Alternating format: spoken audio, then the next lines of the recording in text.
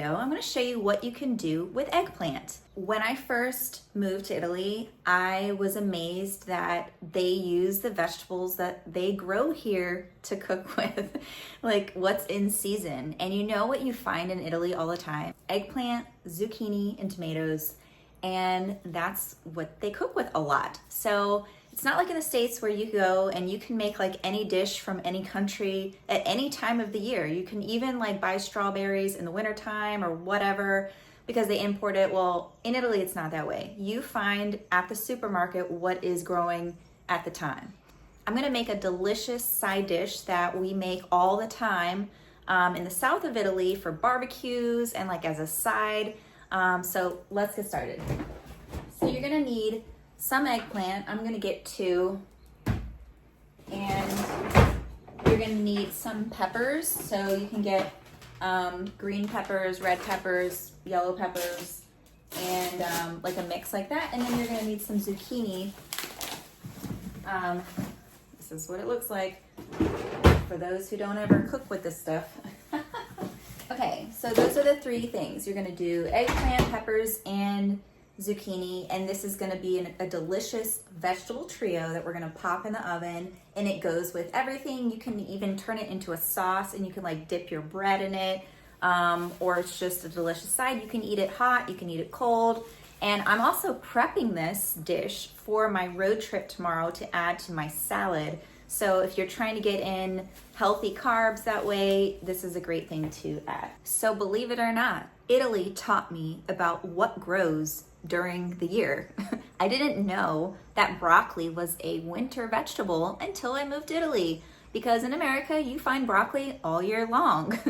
And it's stupid. It seems stupid to maybe those who come from Europe and have that system, or to somebody who grows vegetables, right, and has their own garden. But like most people I know, we don't have that going on. And so we show up and you can always find stuff. Well, one thing that grows all year long are potatoes.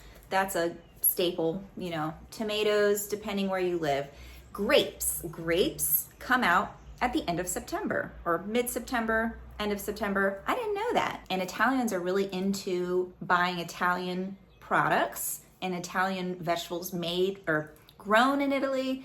And they have this thing called chilometro zero, which is like you wanna cook stuff that's in your area, grown locally. They're all about locally grown products and supporting the country, and they're nationalistic, and that's awesome.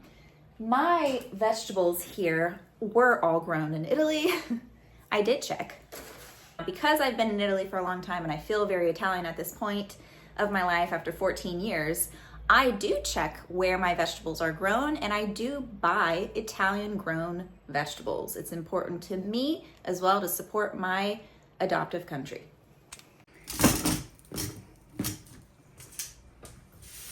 So you're gonna wash your vegetables. Don't skip that part, guys, because we're gonna be leaving the skin on for this recipe. And I'm gonna show y'all. If you are pregnant, you're gonna want to clean your vegetables too with a disinfectant. This is what we use here in Italy, but you can also use baking soda and just stick your vegetables in a bowl, let it soak for 10 minutes and take it out. That will protect you against viruses. Viruses do come from vegetables and from the ground. So during the spring and autumn time, I feel like everyone gets sick a lot more. So that's one step you can do to get sick less. I'm gonna show you how I cut this. So for this dish, you're using a lot of the skin versus the flesh. So I'm gonna kind of slice it like this, okay?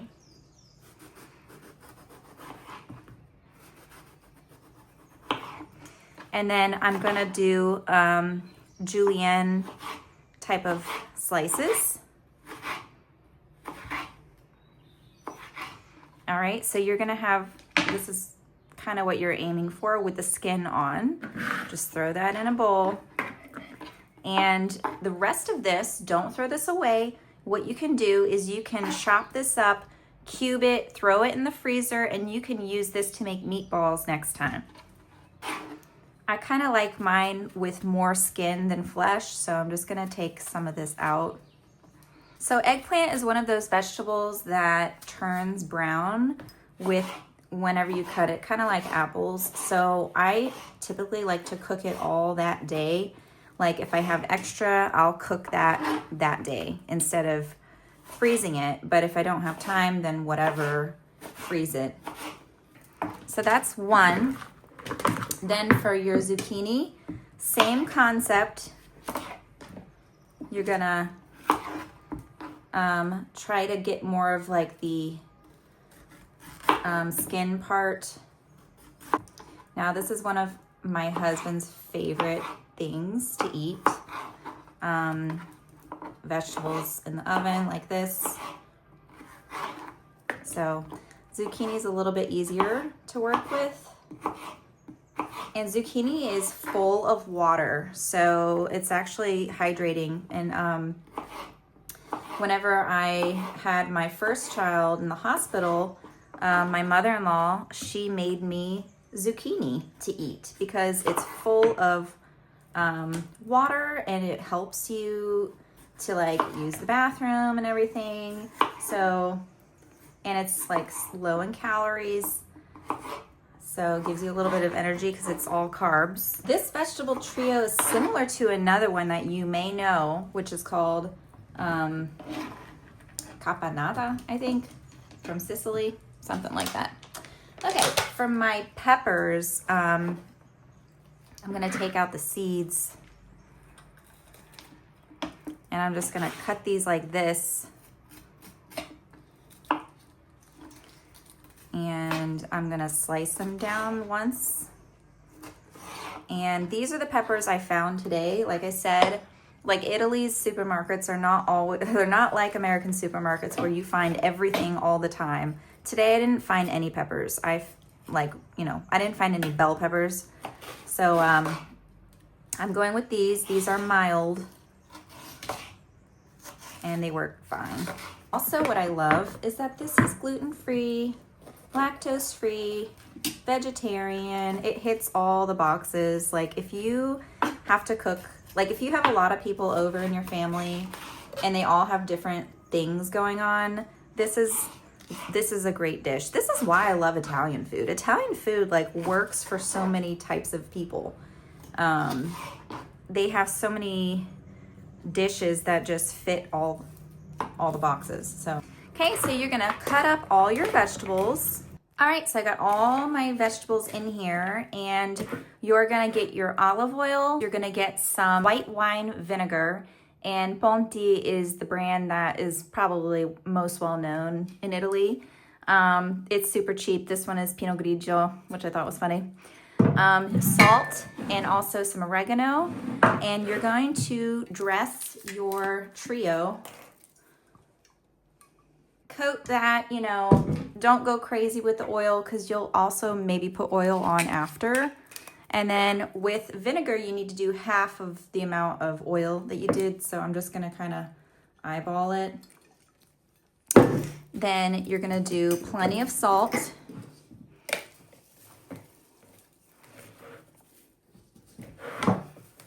Okay, and then your oregano, you can also add some pepper if you want, and you're gonna toss that. Now, this is the classic way to do it. If you wanna go crazy and put like garlic powder and onion powder, go for it. It's your house. Cook what everybody likes. I don't really use onion powder and garlic powder anymore now that I left the States. Funny, but anyway. So flavor that up. You can taste this now too, and see if you like the taste. Okay, that looks pretty good. You're gonna get out a pan and some paper, oven paper, and you're gonna put this in there. Now, I always get these where they come in sheets, so I don't have to tear the paper. Just do yourself a favor and do that, because otherwise it's a pain. All right, and then you're gonna put this on your pan, and you really don't wanna overcrowd it. Like, you want the oven to get everything, and it's gonna turn crispy and delicious. but it will shrink in size. I think this is plenty for this pan, so I'm gonna have to do 2 pans.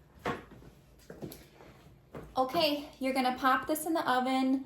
So 200 degrees Celsius, which is like 380 Fahrenheit, and until it gets crispy and brown. So you gotta watch it because it could burn. You don't want it to be burnt.